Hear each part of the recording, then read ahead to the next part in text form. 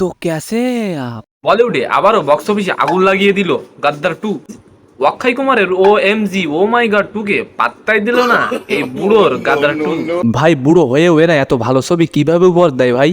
ওরে পাগলা, তুই এটাও জানিস না এগুলো সব বাবার নাম দেমের ক্যাল মারে। পাঠান মুভির পরেই প্রথম দিনের আয়ের দ্বিতীয় সর্বোচ্চ এই গাদ্দার 2। একদিনে গাদ্দার 2 যে টাকা ইনকাম করেছে সেটা শুনলে আমার মতো আপনাদেরও চোখ কপাল উঠবে।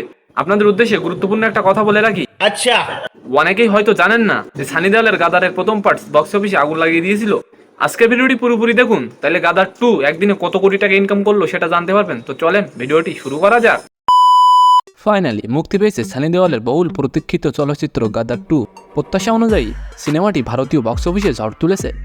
অনিল শর্মা পরিচালিত ফিল্মটি একটি দুর্দান্ত উদ্বোধনের সাক্ষী হয়েছে। অক্ষয় কুমারের ও মাই গড 2 এর সঙ্গে একই দিনে মুক্তি পাওয়া সত্ত্বেও গাদার 2 বছরের দ্বিতীয় সর্বোচ্চ ওপেনার হিসেবে ম্যাজিক দেখিয়েছে বক্স অফিসে। স্যাকনিলকের প্রাথমিক অনুমান অনুসারে সিনেমাটি প্রথম দিনে 40 কোটি রুপি আয় করেছে। 2023 সালে শাহরুখ খানের পাঠানের পর এটি প্রথম দিনের আয়ে দ্বিতীয় সর্বোচ্চ। প্রথম দিনে সিনেমাটি 60% বেশি দখল দেখিয়েছে প্রেক্ষাগৃহে।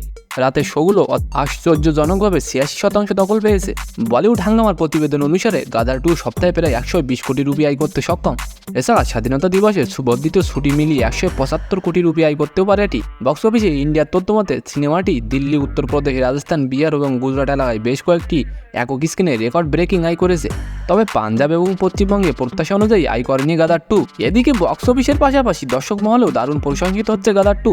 2001 সালে মুক্তিপ্রাপ্ত গাদার সে বছর সবচেয়ে বেশি আয়করী সিনেমা হয়ে ওঠে।